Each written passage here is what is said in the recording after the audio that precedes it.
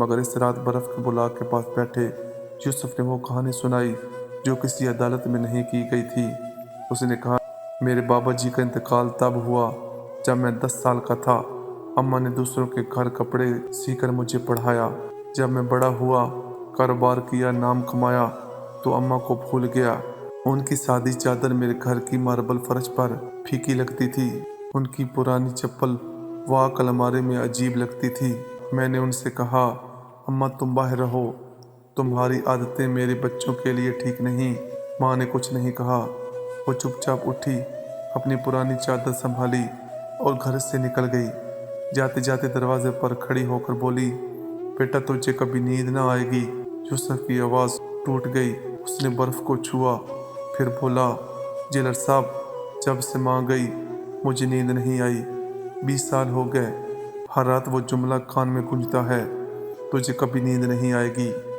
میں نے ڈاکٹروں کو دکھایا، معالج بدلے، دوائیں کھائیں مگر نیند نہیں آئی۔ اور پھر وہ شخص میرے کاروبار میں آیا، میرے پارٹنر نے مجھے دھوکہ دیا، میرا سب کچھ لے گیا۔ مگر مجھے غصہ اس بات پر تھا کہ وہ بچوں کے سامنے بولا، تیری ماں ٹھکانے لگے۔ یوسف نے آنکھیں بند کر لیں۔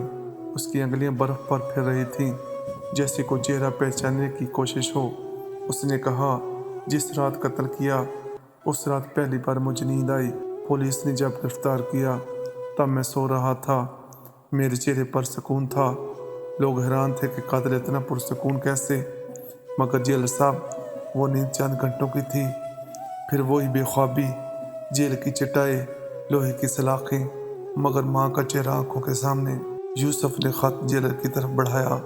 اس نے کہا، یہ خط اماں نے مرنے سے پہلے لکھا تھا، کسی پڑوسی کے ذریعے میرے پاس پہنچا، مگر میں نے پڑھا نہیں تھا، آج پہلی بار پڑھا ہے۔ جیلر نے خط پڑھا۔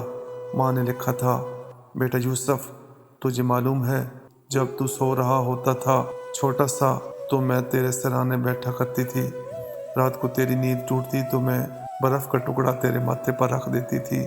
تجھے بخار تھا یا نہیں میں جانتی نہیں، مگر برف کی ٹھنڈک سے تو چین سے سو جاتا تھا۔